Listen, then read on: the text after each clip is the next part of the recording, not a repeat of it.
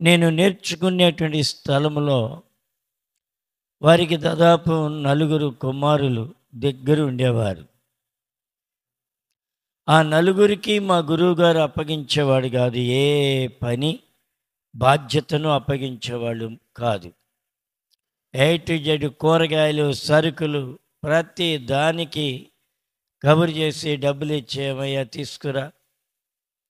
ఎందుకు నాకు ఇచ్చేవారు అయినా నాకే చెప్పడానికి కారణం, పిల్లలకి 200 రూపాయలు ఇచ్చి తీసుకురమ్మంటే దానికి లెక్క చెప్పరు ఒకటి. రెండోది మిగిలిన ఆయనకి అస్సలు ఇవ్వరు. 3 ఒకవేళ తగిలితే చేద్ది ₹1 పెట్టుకునేవాడు లేడాళ్ళల్లో. దేవుడు మన ఎడల చూసేది నమ్మకత్వం. దేవుడు నాకంటూ ఒక పని అప్పగిస్తే ఆ అప్పగించినటువంటి పనికి నేను నమ్మకత్వాన్ని చూపించకపోతే మరలా రెండవసారి ఆ బాధ్యతను నీకు నాకు అప్పగించరు.